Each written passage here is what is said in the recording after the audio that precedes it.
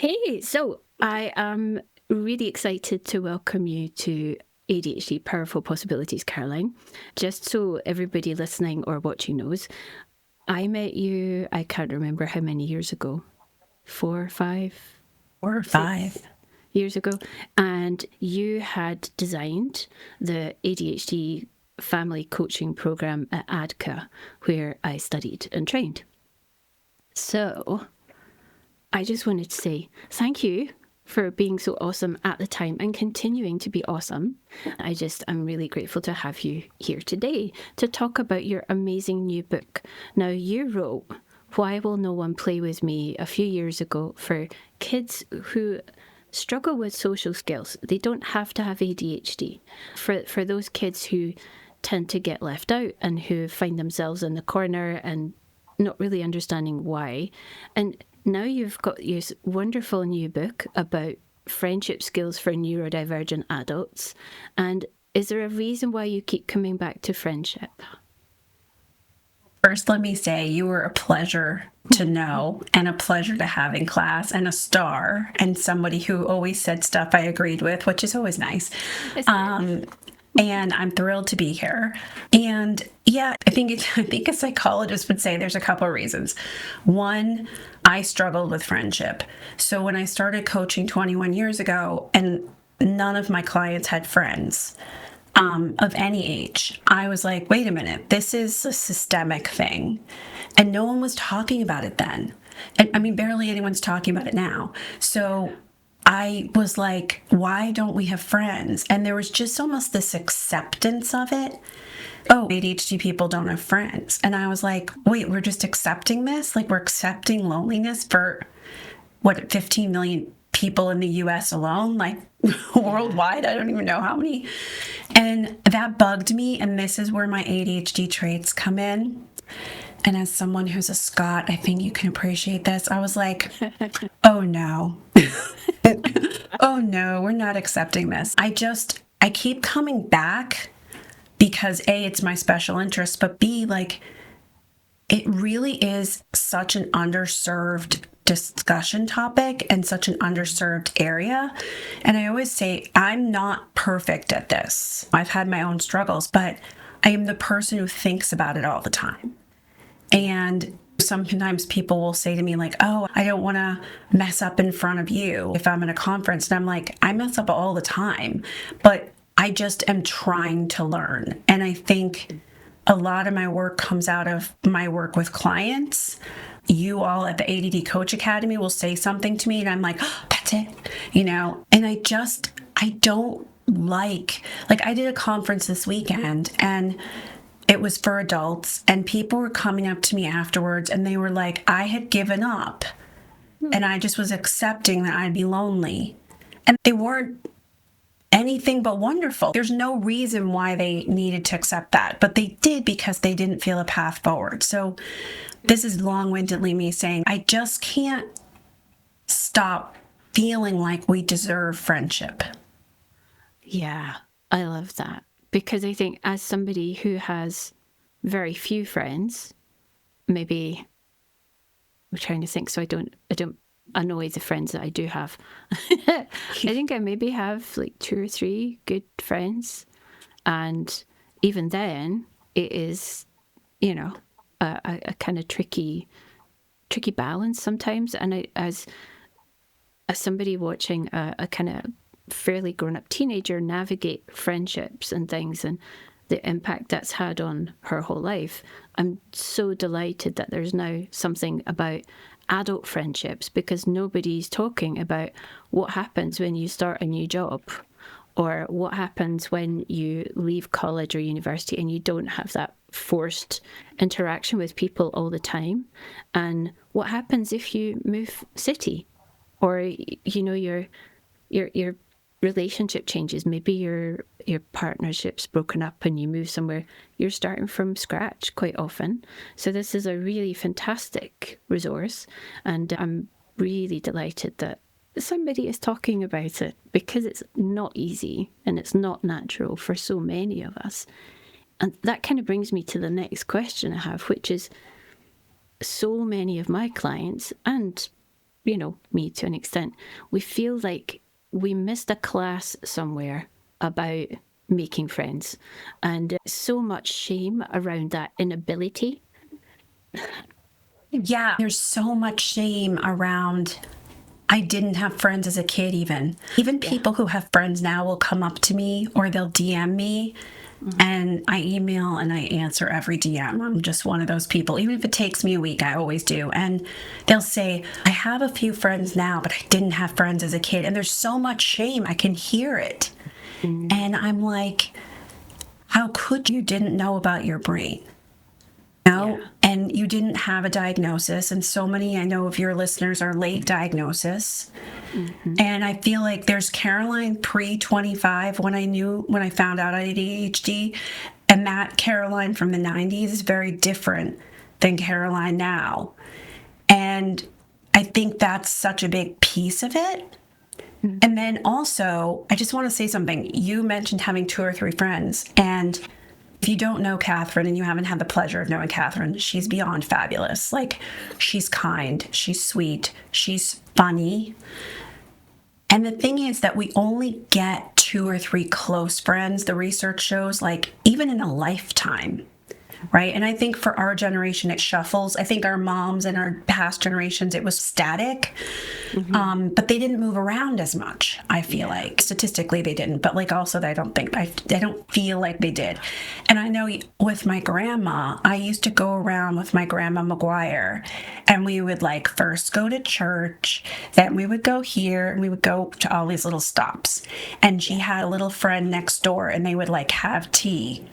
But their lives were also so similar, right? Like they lived in the same neighborhood. They went to the same church. They both had boys, very rowdy ADHD, untreated boys. And they didn't have like schedules that didn't match. You know what I mean? There were so many different things back then. So I feel like also our community wants close friends so badly. So many times people are like, get out of here with your acquaintances, and everybody fills our cup a little bit. Get out of here with that. And I feel like but it's important for us to level set that like making close friends takes time. And if you didn't know your brain, how could you? I think it's a myth that friendship is easy. I really do. This is long-windedly me saying, I think it's a myth, and I think that's where you were going with this question. Like, I think we feel so much shame, but there's a worldwide loneliness epidemic. Princess Catherine spoke so eloquently about it. Yeah. And I thought that her article with Harvard was just brilliant. And I love Princess Catherine, so I'm a fan. But like, I just also felt like it was just very thoughtful and understanding of where we are as a people, where we are more lonely. And I think for ADHD and neurodivergent people, like there's just another layer because we were always lonely. This isn't new news to us. Yeah. And I think you're right about the way that our lives have changed and how that adds an extra layer of complexity. Just thinking about it from an ADHD executive function perspective, trying to schedule time to even talk with friends is really difficult when, they've maybe got kids in primary school and secondary school. I've got a kid in college. We live, in completely different. It's so complicated now. You feel like it's a whole other job on top of everyday life. So I think the impact of shame on how we think about friendship sometimes keeps us from reaching out to people and maybe trying to make new friends as well, which is, one of the great things that you talk about in your book. And I apologize for my dog running about in the background. My dog, Sherlock, is illustrious for running around in the background, so don't worry about it. He's locked up right now because he's failed to behave. He's failed to behave like his namesake. Your dog's called Sherlock. Mine is called Mycroft. I'm not Shut kidding. the front door. Oh my God. We want to get a second dog, although Sherlock's behavior does not really make one want to actually add a second dog to this show. But we were going to name it Watson, even if it's a girl. You have to get one now, because then we'll have Sherlock, Mycroft, and Watson. I do want to. I've been thinking that once my daughter goes to college and things like slow down, because the thought of like potty training or whatever you call it, like a dog right now is like, Yeah. oh. Yeah. So, that was just, we had to call him Mycroft because he's one of the dumbest dogs I've ever met, but also he's a rescue, and his original name was the same as our neighbour. And so when I went out in the garden to call on him, my neighbour would go like this, and it was just too embarrassing. So we moved to Mycroft, which is obviously because we're massive Sherlock Holmes fans. Anyway, so apologies. That's too funny. Oh my gosh. No. Great minds think alike, Catherine. Great minds think alike. Well, yeah, I feel like there are some things that should be on the assessment criteria, and a deep love of Sherlock Holmes and or sort of niche Japanese anime should be in some of the assessments, I think. Yes, I think so too. I also love Agatha Christie. Yeah. Like when this is why I wasn't like a hip teenager or a young person. I spent every afternoon with my grandfather. He used to pick me up from school, and he loved Agatha Christie. So he had me reading books about World War II. So I was like an expert on that. And then Agatha Christie books. And I loved mysteries like ever since then. But it wasn't what other kids were doing at all. Exactly. And I mean, we'll definitely come on to the kind of niche aspect of friendships, but I do feel like one of the most joyful experiences you can have as a neurodivergent adult is when you meet someone who understands the level of, intense interest you have and knowledge about something like Sherlock Holmes or Agatha Christie. For me, it's Miss Marple rather than Poirot. Love Miss Marple. I love her. And we love it in this house. Like we regularly refer. And also there used to be a game we would play when my husband was at business school. They were all so competitive, and I'm not competitive about games because I just can't remember stuff. So I don't feel competitive. But there was a board game, and it was about survival. If you're in the woods and you get a snake bite and you get whatever. And I used to always win. And people would be like, how the heck do you know this stuff? And I'm like, there's a Miss Marple where the form of poison is this. And they talk about the poison. And so all my knowledge, and there was a guy who was like an ex-Navy SEAL, and he did very well too because he had actually had survival training. And he would be like, oh, I should have just read Agatha Christie books. And I was like, yeah, really legit, you should. Yeah. It's much easier than going through the whole Navy SEALs. Oh God, that's brilliant. Okay, so I should focus because you're very busy. So one of the things that I really liked when I was reading through the book was this way that you explain how social performance is connected to our executive functions. And of course, I love Dr. Berkeley, and you say, as he says, it's not that we don't know what to do, we just don't do what we know.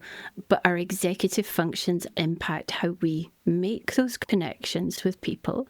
And I was just wondering, could you explain, without me going into deep nerd, how does that show up in a social situation so that, people who maybe haven't done executive function training zone out? What does that look like if you have ADHD? The executive function is a management system of the brain. Everything that we do is driven by executive function. So social skills are driven by executive function. And it shows up like this. It's hard for us. I don't know that I would call attention deficit disorder today, but there is an attentional component to social skills. And so I think it shows up here more than in other behaviors, which is I have to pay attention when you're talking to me.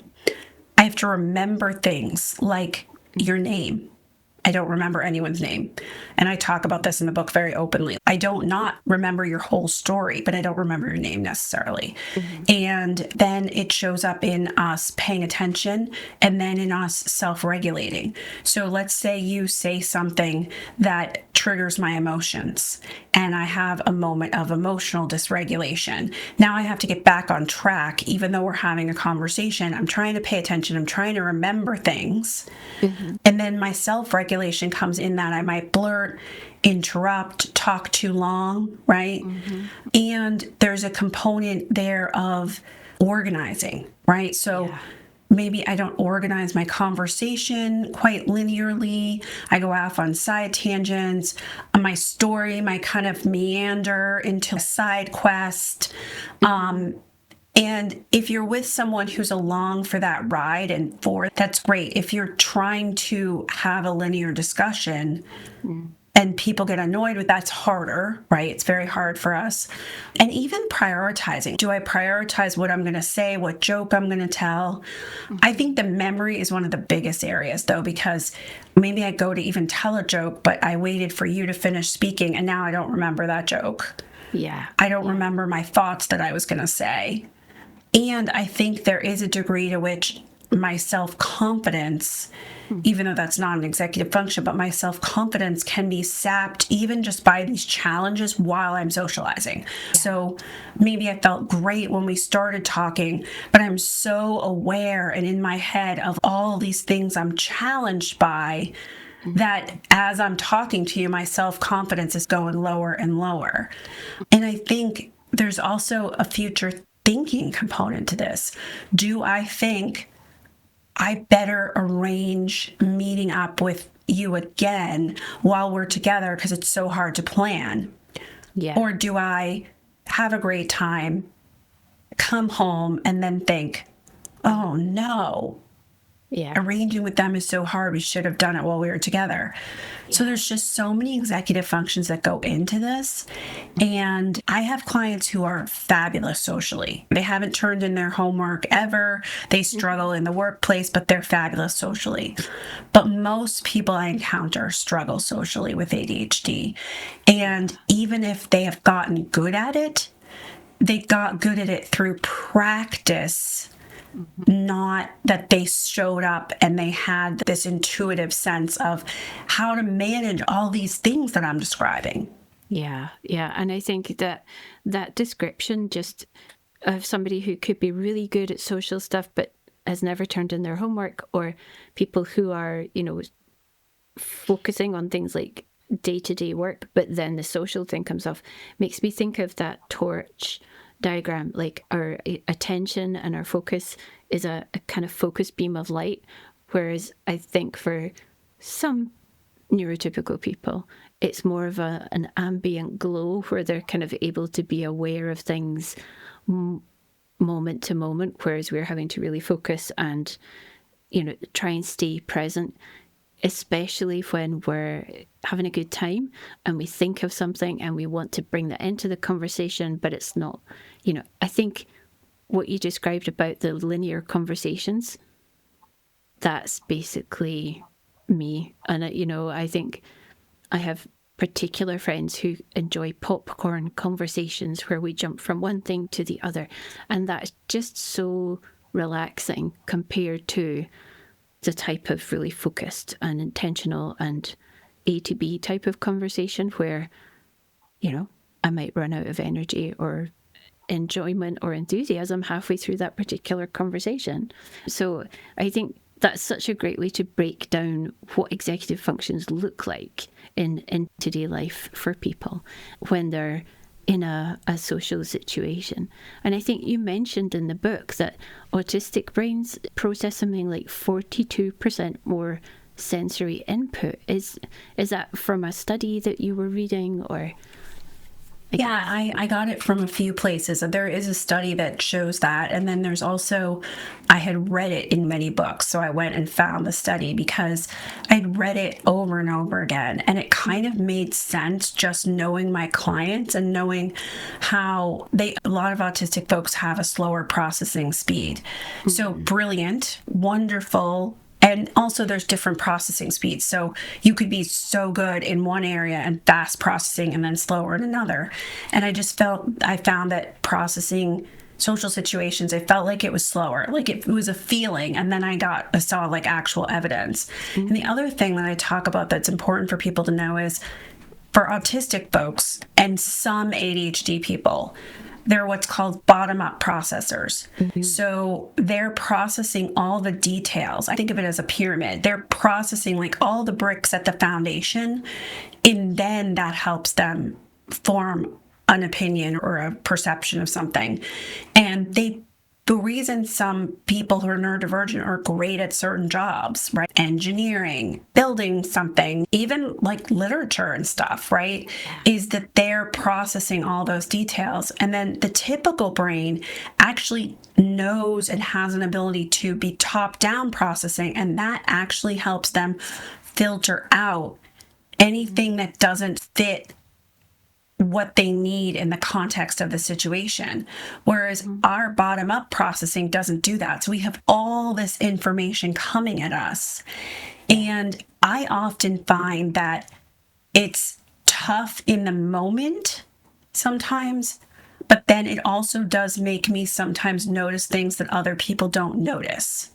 So sometimes that also is a problem, though, because now I have a tab open in my brain where I'm like, did you notice that person? I feel like they're a shyster. What's going on there? Like, I'm at a cocktail party going, are they hoodwinking us? And then other typical people around me aren't maybe noticing that, and they definitely don't have a tab open in their brain that's like distracting them with that information. So I think, that processing style stuff, I think sometimes we have to explain it to people. Like, I think it's good sometimes to be like, I take a little more time to process, or I'm a bottom-up processor, I focus on the details, or I'm trying to form a picture of this, but I need to think about it.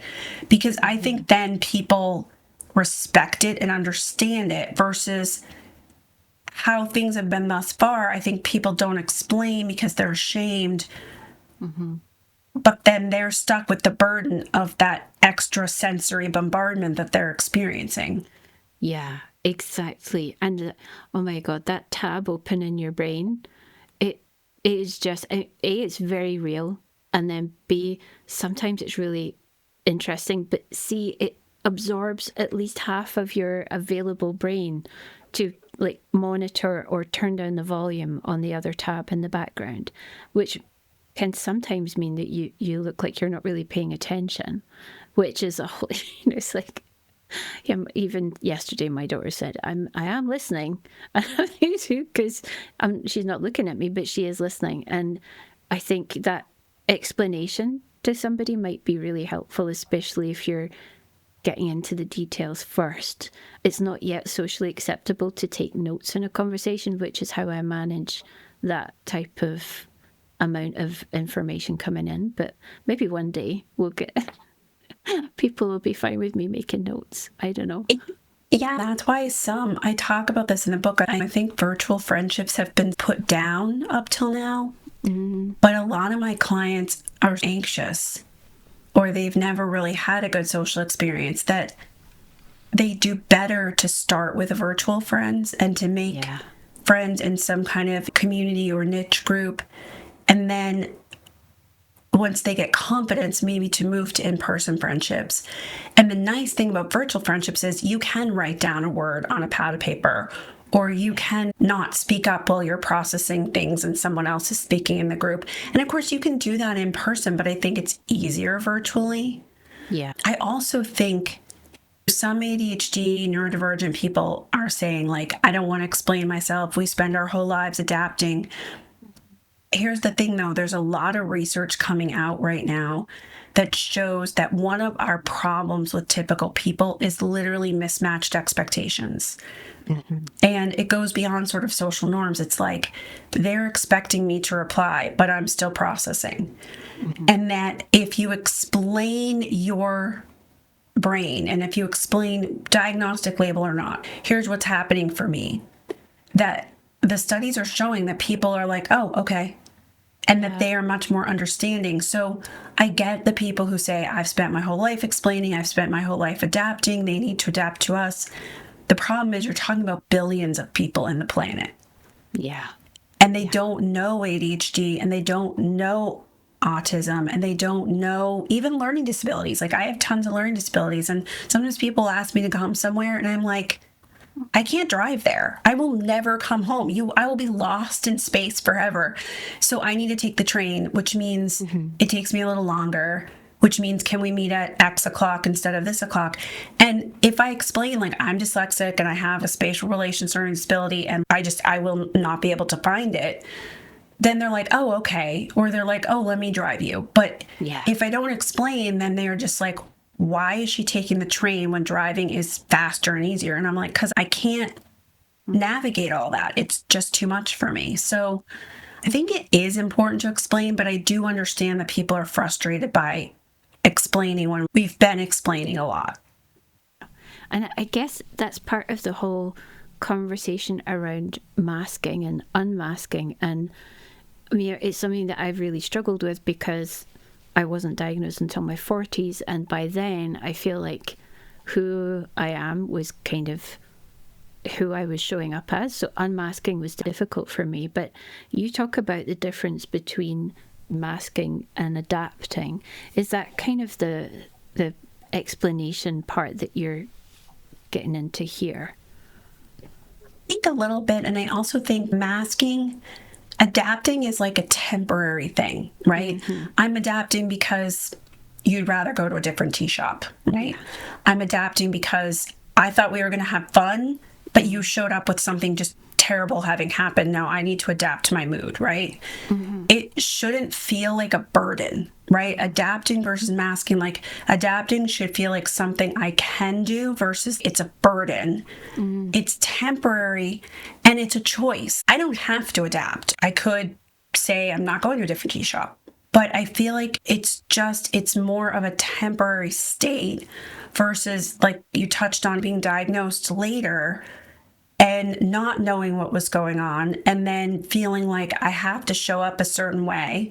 And so you end up masking in order to figure this out. I think masking is such a complicated thing because masking, and I have a chapter about it in the book and I weave it throughout the book because unmasking is a process. And a lot of people reading this book will be unmasking over time. It won't be like, oh, I read this chapter and then I unmask, because there's a safety element to it too. I might unmask in front of you because I trust you. I might not unmask in front of someone else because I know that if I do end up in a side quest where I talk about something that we weren't talking about, they won't be kind. They'll be mean about it. Yeah, that kind of judgmental, oh, why did you go in that direction? Why did you mention that? And that sort of lack of, it's not even tolerance, but just acceptance that people have when you can explain to them, okay, so I may get distracted and go on a side quest, but I will come back, is really important. So that's really, I really like the idea of unmasking as a process. I don't know where I am on that process yet, but yeah, I wanted to bring people into that idea that we can adapt temporarily without having to feel like we're masking, because sometimes we just have to, sometimes we have to adapt or put something on just to get through the job interview or the difficult meeting or that conversation with your auntie that you haven't seen for 3 years who just refuses to believe in autism or ADHD because it didn't exist when she was a kid, blah, blah, blah. Oh. I always think of it this way. Authentic Caroline is somebody who you don't get to see if you're that judgmental person where I'm not safe around you. Like, I'm not going to be full throttle Caroline because I'm not going to deal with the emotional consequences. And sometimes I'm filtering things out or I'm not sharing with that auntie, partly because I'm like, I'm not going to deal with the emotional fallout of this. I'm not going to feel bad for days. I'm just going to steer the conversation away from this topic or say, okay, you don't believe, I get it. You've never been on time for anything in your entire life, but fine, I get it. But it's, to me, like there's a safety element here. Am I safe with you? Is the space a safe space? And I think also where it comes to job interviews and meetings with really important people, I think we all have different personas. Yeah. And I think my husband jokes, he calls her Television Caroline. Television Caroline is lovely. And she is so accommodating of any topic. And I'm like, because she's on for 30 seconds. Like, Television Caroline can show up and be for 5 minutes doing a television interview, absolutely able to be that person, but that's a persona and it's a 5-minute gig, right? You can't have Television Caroline all the time. Like, you just can't. She can't keep it up. And I guess that's masking, but I actually, as a former actress, I like just think of it as something I'm doing and then a role I'm playing, and then maybe that's masking, but I think we all have also different faces and different environments. And I think one of the keys is, am I doing it out of fear? If I'm masking, it's usually because I'm afraid and I can't show that true self, versus adapting, I don't think comes from fear. No, it's an autonomy thing. You know, this is my choice. And I think when I did the peers social skills training course, that was something that I kind of challenged them on, was, you know, are we expecting these young people, because it was for kids, to show up in a neurotypical way? And Dr. Logason, who was very, very good, really amazing, she said, no, we're giving them a toolkit. They can choose when to use it. And all we're doing is helping them rehearse the tools so that they can choose when to put that into action, so they can build their friendships and their social skills. And it sounds like adapting also has that choice element that I think masking is, as you say, it's a threat thing. Is it safe for me not to info dump with somebody? Because, you know, that was something else that I thought was really nicely expressed in the book when you talk about info dumping, because you said it's about a connection with other people rather than talking at people. Because I've heard a few people express it and say, oh, they were monologuing, and actually, are they, or are they sharing something that they really care about? So is there something that you think we could do if we're kind of info dump and then we spot that the other person isn't on the journey with us? Or, you know, how would you navigate that one? Yeah, I just want to say too, like, the whole point of Friendship Skills for Neurodivergent Adults as a book too is that you have choices. You can read the room and you can go ahead and do whatever you want. You can say, oh, no, I'm reading what you want from me, but I'm not going to do that. And I say a lot in the book, it's tools, not rules. So it's take what you want and throw away the rest. And that's because I don't want people to mask. And I also don't want people to try to be typical, because that's just never going to happen. The whole point of this book is to do this neurodivergent style. But to your question, I think info dumping is our attempt to share something we're really excited by. And it's our attempt to tell a story or share information. And we also are so excited when we want to info dump. And is there a thin border with monologuing? I think there is, but I think the difference is the intention. I think monologuing is talking at people, and I think info dumping is really more about sharing.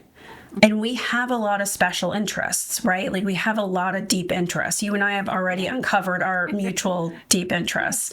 And I think if we meet someone and they share that interest, or they're someone we think might share that interest, it's really our attempt to connect.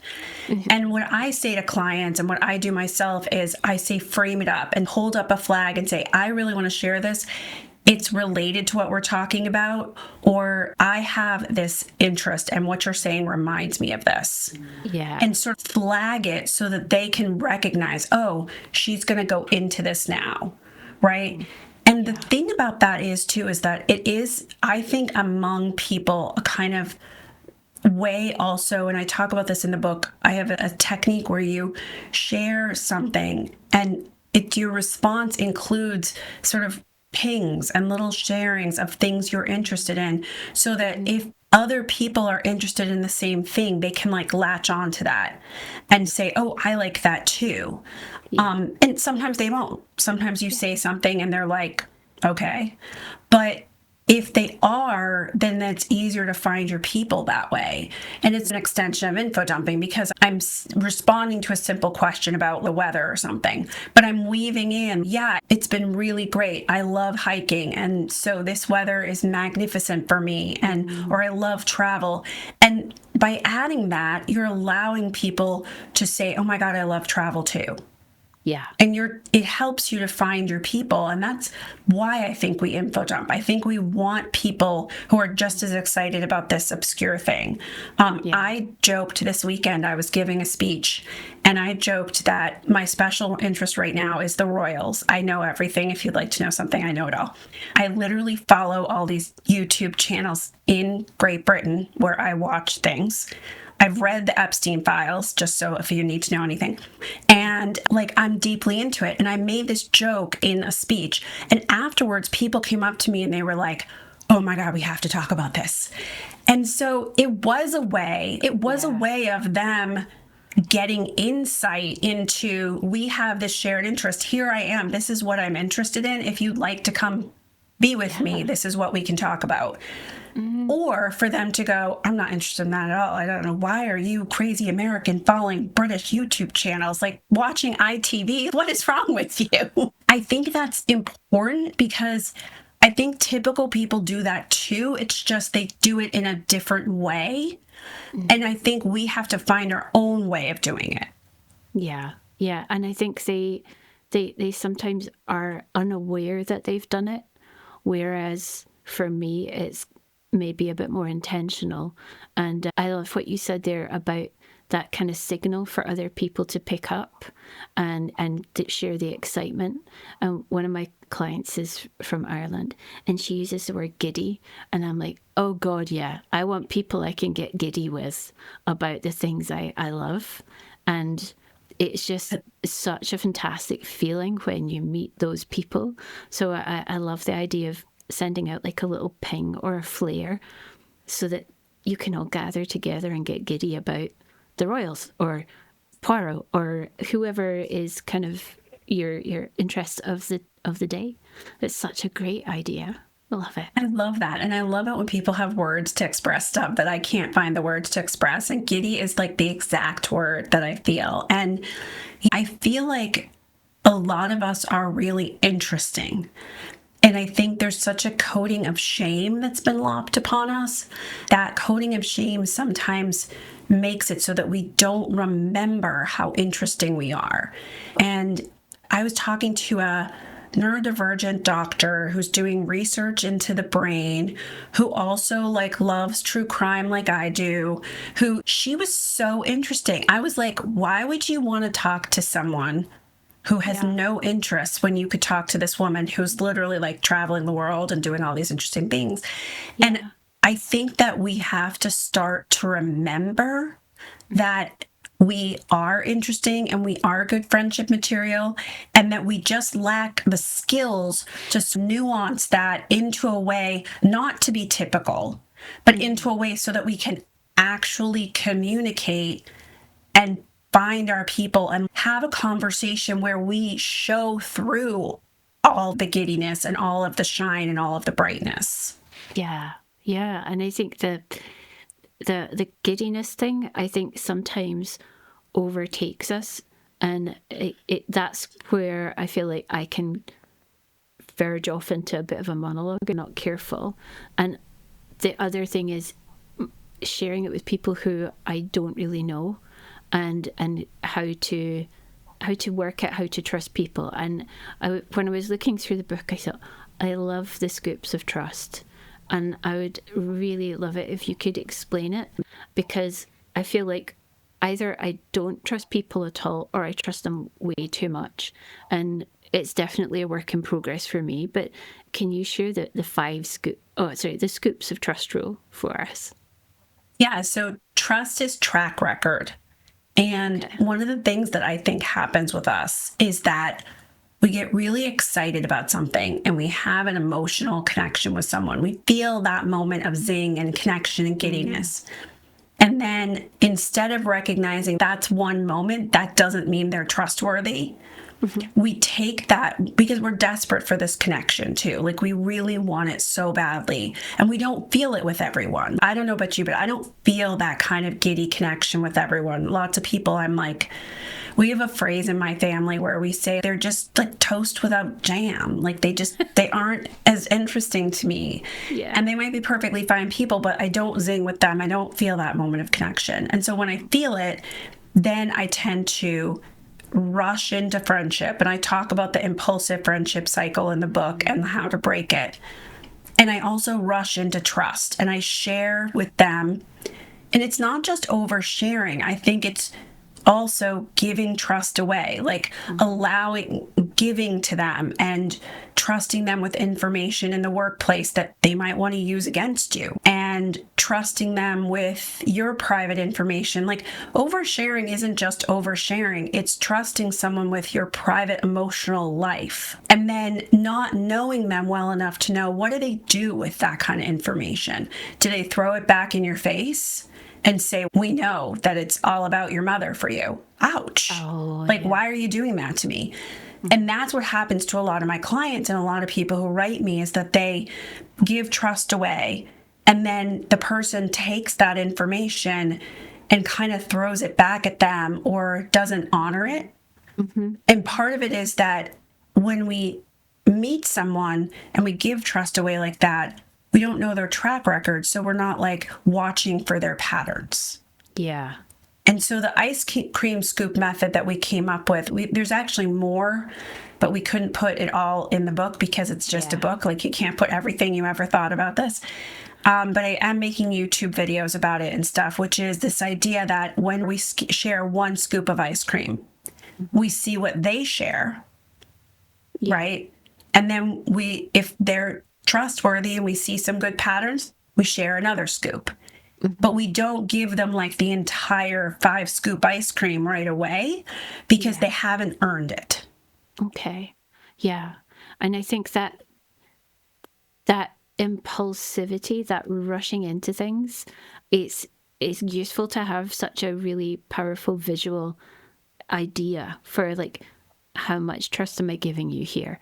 Because it's one of those really vague kind of value type things where you need something concrete to give shape and scope to it before you can really grasp, oh, wait a minute, I gave way too many scoops there. And it's no wonder that now this person is behaving this way because I give them the whole damn tub, instead of one scoop at a time. One podcaster I was talking to was like, so I'm basically giving people all my ice cream. And I was like, I don't know, but maybe. And he was like, I'm giving them like the whole thing that you buy at the grocery store. And I said, I think a lot of us are. And I think it comes from that impulsive cycle and that emotional feeling. When we have that emotional connection, mistaking that also for friendship and assigning someone we just met the moniker of friendship when they're not a friend yet. They're an acquaintance and they have to earn their way to friendship. And I think that's a new concept for us because we tend to say, I'll take anything I can get. Like, I haven't had friends. Who am I to say you're not worthy to be my friend? So I know there's cynics out there who are going to hear me and be like, Caroline, you're bonkers. But this is a journey, right? Yeah. And my hope is that people will read the How Do You Know If Someone's Going to Be a Good Friend chapter and start to realize if you leave someone and you don't feel good afterwards, that's a red flag. When you're with your friends, you should feel good about yourself. Your friend is supposed to be the one who says, wait a minute, Katherine, you may go on side quests, but you're so interesting and you're so fun to be around and you're so kind and compassionate. They're not the ones who are supposed to point out your flaws. Yeah. That it's a bit like the drain versus the gain thing, because, thinking about sustainability of friendships and how we make sure that our battery, if you like, stays full. You mentioned the catch-up tax in the book, and I thought, oh, okay, that really, that really tracks in terms of the kind of energy cycle that we have to go through, and how we can make friendship that's going to last longer. Because you're talking, when you mentioned about your gran and her neighbour and things like that, I was thinking, so many of us don't have those friends we've had for many, many years, partly because of modern life, but partly because it requires energy and sustainability. And I was thinking, what would you suggest to people who are thinking, I want friends that are going to be around and not have this boom and bust impulsive cycle before we discover someone's actually not very nice? How would you how would you encourage clients in that way? I think it's really, as if you're going out and you're trying to make friends, right? I think it's really important to try to put things on autopilot. So one of the things I suggest is using our interest, which is our fuel, to find high interest activities that are highly interactive, where you could actually talk to people and meet and make friends and have those shared experiences.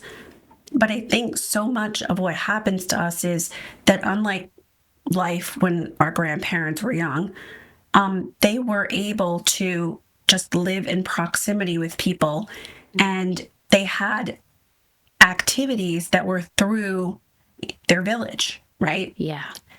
But we move around, we're spread out, and sometimes our people aren't in our village.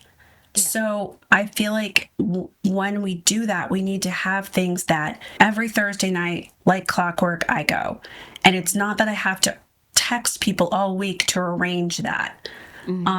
And I think that's part of it, is to try to set things up so that it's more automatic, because it does sap our energy to try to be arranging things. And I think I hear this from typical people nowadays too. Yeah. It's just that they're logistically, I think, able to handle it, whereas I, have to put stickies all over my house reminding me to text people back. But yeah. I think that boom or bust feeling comes from not having regular ways that we interact with people. When we're at university, we could still be terribly lonely, and many people, there's a lot of tips for university level who might buy this book, but you have this funnel of people you're around who are the same age and maybe even the same interests. And as we get older, we have to seek it.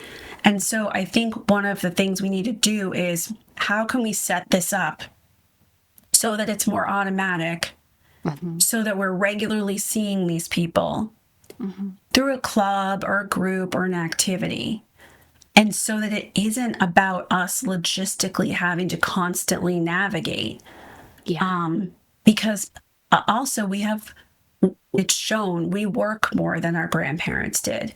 I sometimes am not in a position where I can, if you move Thursday to Wednesday, I can't necessarily do that. Exactly. And we have kids, and we're in what they're calling the sandwich generation, where we're taking care of elder care and still taking care of kids. I hear that from many people all over the world. That logistical element is really important. And I think then we add in the ADHD layer, and it's so hard for us to keep up with people. And so I'm not saying that you can't be part of a group where there is a logistical element. I definitely have tips for how to navigate that. But I think if it can be more automated, if it can be more regular, if you can say to people, like, listen, I want to show up, so can we make this just a set time and a set day? Yeah. That helps so much. Yeah, because it's taking away the unpredictability and the executive function burden, right? The demand that creates if we're moving things around all the time. And sometimes we can't help it. But I definitely think it's Thursday night, it's bowling or whatever you want to do. I don't know why bowling came in there, but I was like, yeah, bowling. Okay. That if it's the same thing every time, then that is going to make life much easier. So if people were going to go away, having listened to this podcast, before they go and buy your wonderful book, which, is going to be dog-eared and have all my tabs and highlights, and I'm sorry, I'm going to abuse your book. Before they read your book, what's one thing that you would love people to go away with from our conversation about adults and neurodivergent friendship today? I think that we can find our people. Like, I think our interests are actually the key. I think that we've been shamed our whole life about having these special interests. But when you're with somebody who speaks the same language you do, in the sense that you both know about a topic, I know I've had many people who even join a volunteer organization and they do AV or technical stuff, and they find their people through the other technical people who also share their language. There's many different ways to do this. And I think if we use that interest, then we have a stronger bond and stronger shared experience. Then it's less boring, because we don't like small talk and we don't like boring conversations. And I think that's the path forward. And I think I give you very specific ways that you can do this. I'm very into lists of, like, how do you know you're making progress? I love a good list. Just like I'm into, how do you know if they're treating you well? But I think that to me is the path forward, and I do it every day. I know it is achievable. I also have a chapter on troubleshooting, because a lot of times people will write me and they'll say, I've been doing this activity for several months. I thought I'd met someone. Now things are starting to fall apart. And so I have a whole troubleshooting tool that allows you to take your particular situation and then evaluate. I feel like I always go, but do I always go? Am I investing? Well, when I put it down on paper, I realize actually I haven't been going barely at all. And it allows you to troubleshoot and figure out what's going on. I also have advice that everybody rejects, but this is my advice. Everybody rejects this, but I just have to say it. Do multiple things to make friends. So many times people come to me and they say, I've invested 6 months and now this person who I liked turns out to be a narcissist, or they're terrible, or they're not treating me well. I think if you join multiple things and you invest in multiple ways, which I know takes energy, so it's up to you. Is it 2? Is it 3? It's up to you. Then you're more likely that if one of them doesn't work out, you're less devastated. So I always say have multiple, this is a very American phrase, have multiple irons in the fire. I don't know if that's something people in the UK use. But I feel like people even DM me and write me like, I hate that advice. Why do you give that advice? And I'm like, I'm giving that advice because I've seen thousands of people and I've seen this advice be the key. Where they don't. I have one client right now where it's like the analogy she made that I love is it's dating. If you go on multiple dates, then you feel less bad when one of the dates just is a dud. Yeah. Yeah. And I just want to say that advice, even though I know I don't want you to go. Don't come for Katherine. Please don't come for Katherine. You can write me and say, I don't like this advice, Caroline. Amazing. So Caroline's book, Friendship Skills for Neurodivergent Adults, is published in the UK in April 2026. And there she's holding up her lovely cover. And I will make sure that I have got links to it in the podcast show notes and everywhere else. But Caroline, thank you so much for showing up today. And where can people come and hang out with you if they want to watch your videos or find out more about friendship skills with you? At author Caroline M is my Instagram. If you literally Google friendship skills for neurodivergent adults, everything should come up on Google. But my Instagram links to everything else, links to LinkedIn, links to my YouTube channel. And I make a lot of longer form videos. Katherine knows me. My blog posts on my website are like full. They're not like superficial. They're like, here's how you use every part of this tool. Because I like to give information. So my community and my newsletter and stuff, it's robust. It's not like superficial and it's not selling things. So please come join me there. I'm going to be announcing lots of stuff that the publishers have planned, that if people have pre-ordered the book, if they've ordered the book, they can come to, where you'll get access to asking me questions. And I'm going to continue that in the months that follow the book. Even if the publisher isn't involved, I can get on YouTube with the help of my teenager or something, Yeah. and just be there so people can have Q&As live and say, I'm on chapter 4 and I'm wondering about this. So I'm going to be doing a lot of that stuff. So come join me so you can find out. I love to help people. It's what I do. It's my mission. It's my joy. And so really, I want you to come and ask me questions. I do. I really do. And I'm really excited about the UK publication of this book. I made the audiobook. I actually just finished last Thursday. And so that's available in the UK, because I know, like, I listen to, when I say I read a book, it's sometimes I buy it, but I also listen to the audiobook. And I know a lot of us are that way. Yeah, I tend to listen, and if I like it, I buy the paperback, and then if I really like it, I get my notes and my highlighters and stuff out. So, but I agree. I think, and also I'm delighted that it's you doing the audiobook and not some automated thing, because I would spend the whole thing listening to it going, that's not how Caroline would say that. Yeah, they were really great. I was like, I have not a lot of terms and conditions for this book, but I do want to make sure the audiobook is available everywhere. Ireland and Australia are two of the biggest emerging ADHD markets, and I wanted to make sure, and last time it wasn't available for them there, and there were governmental reasons why, but also I didn't care. I was like, it needs to be. And then I really wanted to make sure that I read the audiobook. I was just really, I think I have to be the one. And my editor was like, of course you have to be the one. There's no question here. And I listen, there are books where you listen to someone and they do such a good job, especially fiction. And you're like, this person's a brilliant actor, basically. But sometimes I listen to a nonfiction book and I'm like, why is the author not reading this? I don't really, whoever you are, you're lovely, I'm sure, but I want to hear the author.